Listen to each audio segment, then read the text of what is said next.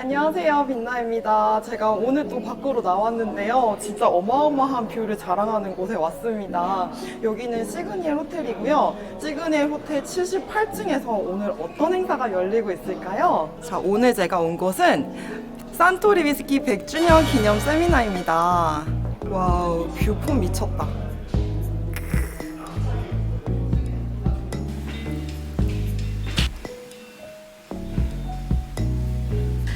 하이볼 한잔 하고 시작할게요.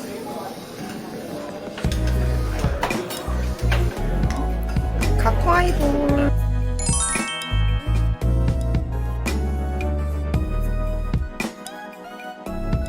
위스키 블렌더로서 브랜드별 품질과 특성을 유지하며 LTO 제품 개발 및 미래를 위한 위스키 프로필을 창조하고 관리하고 있습니다. 소개합니다. 신지육 상입니다. 큰 박수 부탁드립니다.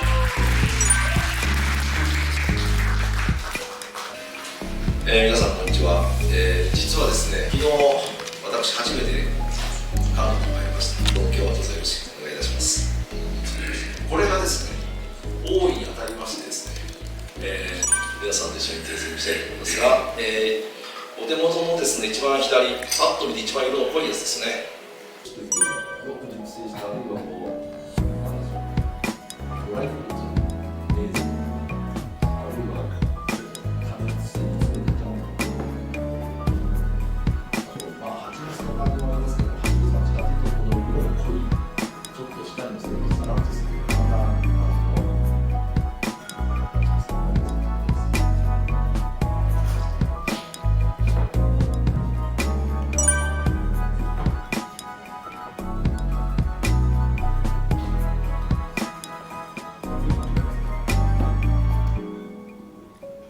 こちらはですね、先ほど 43% だったんですけど、これ 48% になります。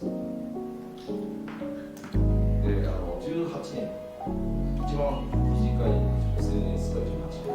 これは水皿の樽に入れるという形ですから、このウイスキーは一度樽に入れたんですね。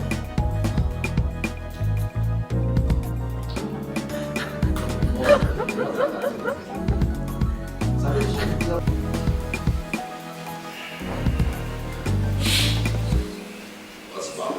香りの入り口は非常に優しいですよね。骨太な山崎に比べると非常に優しく入って、すごいフルーティーで、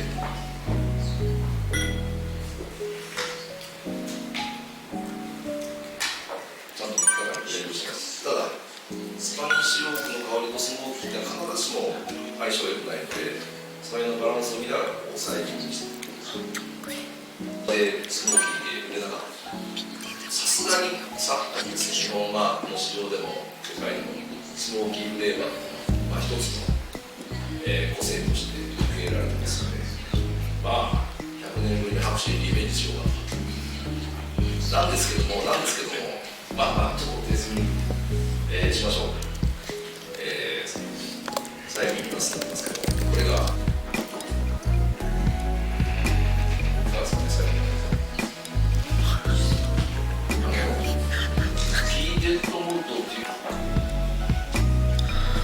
入れると、ここからそれこそ、ハーブのような感じ、入り口と出口途中が全然変化する。ビーツがビート상에게 큰 박수 부탁드립니다.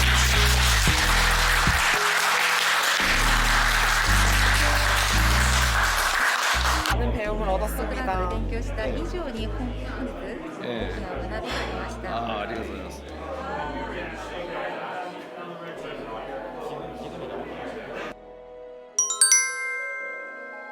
자, 이렇게 사인을 받았는데요. 알고 보니까 저 셰프 마스터 블렌더가 저희 학교 선배님이셨어요. 너무 영광이죠. 저 이 영광을 이어서 자, 바로 다음 영상에서 전달해 드릴게요. 위스키 좋아하길 참 잘했다. 그리고 위스키로 컨텐츠 만들기를 참 잘했다는 생각을 그 어떤 때보다 절실하게 하게 된 엄청난 행사였습니다. 야마자키 18과 하쿠슈 18 그리고 100주년 기념 한정 제품 2가지까지 위스키도 정말 행복 넘치게 좋았지만 치프 마스터 블렌더에게 직접 듣는 산토리의 역사와 위스키 이야기는 그 어디에서도 얻을 수 없었던 너무나도 귀한 배움이었습니다. 위스키의 맛은 제가 이미 표정으로 다 전달드렸는데요. 그래도 한 번 더 마시고 리뷰하고 싶은데 너무 위스키가 구하기가 귀하고 비싼 나머지 안타깝게도 상세하게 한 번 더 위스키 리뷰를 하는 것은 불가능하지만 세미나를 통해서 배운 내용은 구독자분들과 공유를 드리고 싶어요. 제가 개인적으로 더 하우스 오브 산토리에 대해서 공부했던 내용과 치프 마스터 블렌더 신지 후쿠요에게 배운 내용을 더해서 더 하우스 오브 산토리의 흥미로운 이야기를 전해드릴게요. 더 하우스 오브 산토리는 빔 산토리의 재패니즈 위스키 라인업이에요. 일본의 자연에서 영감을 받아서 일본의 철학과 전통을 구현하는 스피릿 이상의 것을 창조하고자 합니다. 야마자키, 하쿠슈, 치타, 히비키 등 위스키뿐만 아니라 진과 보드카까지 생산을 하고 있어요. 한 세기 역사와 함께 알아보는 더 하우스 오브 산토리에 대한 5가지 사실. 첫 번째, 일본에서 첫 번째 상업증류소는 1923년에 만들어졌다. 그래서 제가 더 하우스 오브 산토리 100주년 기념 행사를 갔다 온 것이죠. 일본의 첫 번째 위스키 증류소를 지은 지 벌써 100년이나 됐어요. 산토리의 창립자 신지로 토리는 오사카에서 1899년부터 토리 쇼텐이라는 가게에서 와인을 팔기 시작했습니다. 그의 나이 겨우 20살이었죠. 1907년 와인을 수입해서 다양한 플레이버를 더해서 직접 블렌딩을 한 아카다마 포트 와인이 큰 성공을 거두었습니다. 그리고 위스키는 스코틀랜드에서만 만들어질 수 있다는 편견을 깨고 1923년 일본의 첫 번째 증류소인 야마자키 증류소를 건설했어요.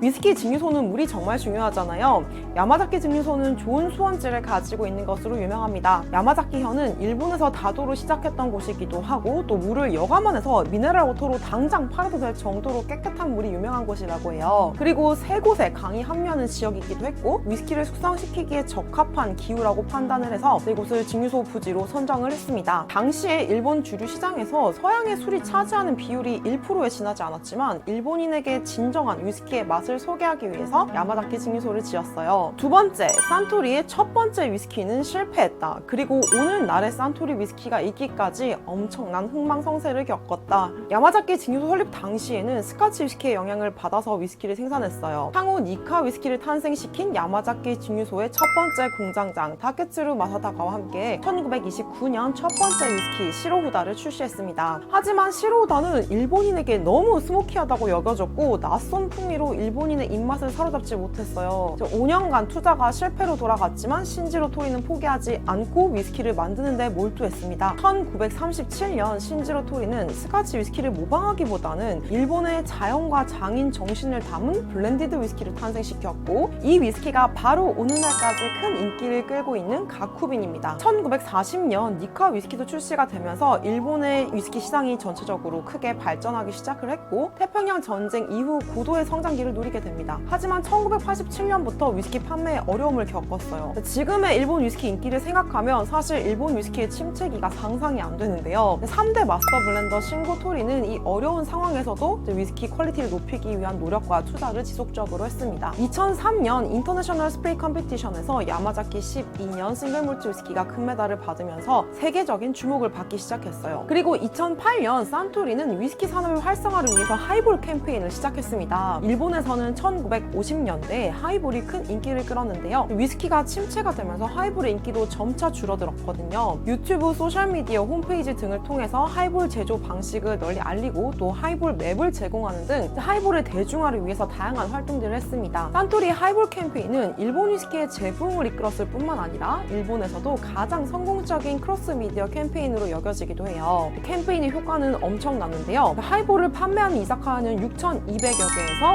58,000곳으로 10배 가까이 성장을 했고 산토리 위스키의 매출은 24% 증가했을 뿐만 아니라 일본 위스키 전체 시장이 9% 성장하는 큰 성공을 거두면서 25년간 위축되어 있던 일본 위스키 산업이 큰 발전을 이끌었습니다. 세 번째, 하쿠슈 증류소는 신지로 토리의 아들 케이조 사지가 1973년에 설립했고 하쿠슈 증류소는 정말 좋은 수원지를 가지고 있다. 신지로 토리가 일본 위스키 시장을 개척했다면 1961년 부임한 2대 마스터 블렌더이자 사토리야 사장 케이조 사즈는 일본 위스키를 하나의 문화로 발전시킨 인물이었습니다. 케이조 사즈의 리더십 하에 1972년 치타 증류소를 설립하고 1973년 하큐주 증류소를 설립했어요. 신지우 코요는 하큐주 증류소에 대해서 이야기를 하면서 물 이야기를 정말 많이 하셨는데요. 저는 2018년에 하큐주 증류소를 직접 다녀왔어요. 정말 교통이 불편한 곳에 위스키 증류소가 자리 잡고 있어서 도쿄에서 가는데 꽤 애를 먹었는데 이런 불편한 지역에 증류소를 세우게 된 것도 물 때문이었다고 합니다. 케이조 사즈는 증류소를 찾기 위해서 일본 전역을 돌아다녔는데 현재 하큐주 증류소의 부지가 물이 너무너무 좋았다고 해요. 산토리의 생수는 산토리 음료 비즈니스에서 가장 큰 부분을 차지하기도 하고 일본에서는 코카콜라보다 더 잘 팔린대요. 생수 팔려고 증류소를 세웠냐라는 착각마저 하게 할 정도라고 합니다. 하큐주 증류소는 화강암에 여과한 물을 사용을 하고요. 훌륭한 퀄리티의 물로 오크의 맛보다 스피릿 그 자체가 중심이 되는 위스키를 생산하고 있어요. 2005년 산토리는 미즈 투 이키루 물과 함께 살아간다 라는 것을 미션으로 발표했습니다. 물을 보존하는 데 전념하고 또 다음 세대에게 풍부하고 깨끗한 물을 전해주기 위해서 최선을 다할 것이다 라는 의미를 품은 것인데요. 이렇게 물에 대해서 너무나도 진심인 회사입니다. 네 번째, 더 하우스 오브 산토리의 100주년을 기념하기 위한 위스키는 야마자키 위스키 18년 미즈나라, 하큐주 18년 피티드 몰트 위스키이다. 야마자키 18년 미즈나라는 100% 미즈나라 캐스크에 숙성이 되었는데요. 다른 숙성 기간을 가진 미즈나라 캐스크 위스키 원액들을 블렌딩을 한 위스키예요. 스파이시함, 과일, 샌다로드의 노트가 조화롭게 어우러진 위스키예요. 진짜 히노키 탕에 들어온 것 같은 너무너무 충격적인 맛이었거든요. 일본 위스키에서만 만날 수 있는 특별함을 가득 담은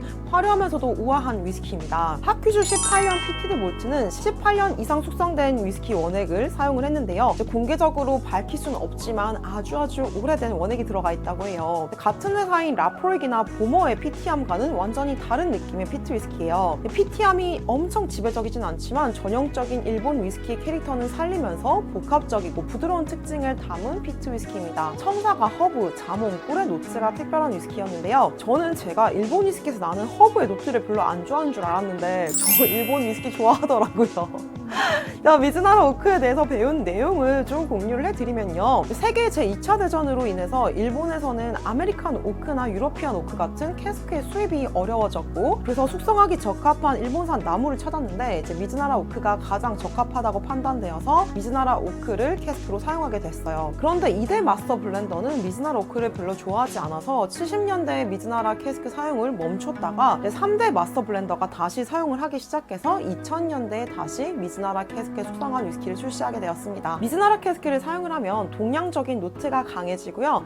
신지우 코의 설명에 따르면 기존 야마자키 18은 좀 1초 정도 뒤에 향이 느껴지지만 야마자키 18 미즈나라는 잔을 코에 갖다 대자마자 향이 바로 확 올라오는 특징을 지니고 있다고 해요. 그리고 세미나에서 또 더 흥미로운 이야기를 들었는데요. 20여 년 전부터 캐스크 사용 정보에 대한 확실성이 요구가 되어서 더 하우스 오브 산토리 위스키들은 쉐리 오크라는 표현 대신에 스페니쉬 오크라는 표현을 쓴다고 합니다. 더 하우스 오브 산토리에 사용하는 캐스크는 쉐리의 생산지인 헤레지 지역에서 만들어지는 것은 아니라서 쉐리 오크 대신 스페니쉬 오크라고 표기를 한다고 해요. 그리고 신지우 코요는 야마자키보다 하큐슈를 더 선호한다고 하고요. 코르크 바게를 별로 안 좋아하신다는 이야기도 해주셨어요. 다섯 번째, 산토린 100주년 기념 영상 산토리 타임은 소피아 코폴라 감독이 제작을 했다. 이번 산토리 100주년 기념 영상은 미국의 유명한 영화 감독 소피아 코폴라가 제작을 했고 키아누 리브스가 출연을 했어요. 소피아 코폴라는 사랑도 통역이 되나요? 라는 유명한 영화를 제작한 감독이기도 한데요. 이 영화에서 산토리 위스키가 등장을 합니다. 주인공 밥 해리스가 산토리 광고를 찍기 위해서 일본에 가는 스토리를 담은 영화인데요. 히비키를 마시면서 For relaxing time, make it Suntory time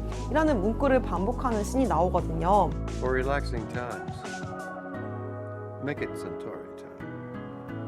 이러한 인연으로 소피아 코폴라 감독이 산토리 100주년 기념 영상을 제작을 했고 1992년에 산토리 광고 영상에도 출연한 적이 있는 키아누 리브스가 등장을 합니다. 그런데 한 가지 재밌는 사실은 키아누 리브스와 소피아 코폴라는 1991년 그러니까 거의 30년 전에 연인 사이였는데 이번 광고 촬영을 위해서 다시 만났다고 해요. 그래서 키아누 리브스가 엑스 걸프렌드와 재회를 했다라는 기사가 크게 나기도 했어요. 키아누 리브스는 인터뷰를 통해서 전 여자친구와 일하는 것에 주저를 하지 않았고 이러한 광고를 찍게 돼서 너무 영광이고 특별한 기회였다라고 이야기를 했습니다. 역시 쿨하다 못해 죽기까지 한 헐리우드입니다. 1분 45초의 영상인데요. 유명한 영화 감독이 제작한 만큼 엄청난 영상이에요. 산토리 과거 광고들이 담겨있고 산토리의 과거와 현재를 아주 빠른 전개로 담아내는데 엄청난 몰입을 하게 된 어마어마한 영상이니까 꼭 한번 시청해보시기를 바랍니다. 세미나에서 진짜 토시 하나 안 빠지고 열심히 메모를 하고 또 산토리와 관련된 칼럼이나 기사들을 많이 찾아봤어요. 저 위스키계의 교육방송 이름값 했나요? 더 하우스 오브 산토리가 이어온 한 세기를 이해하는데 도움이 많이 되셨길 바랍니다.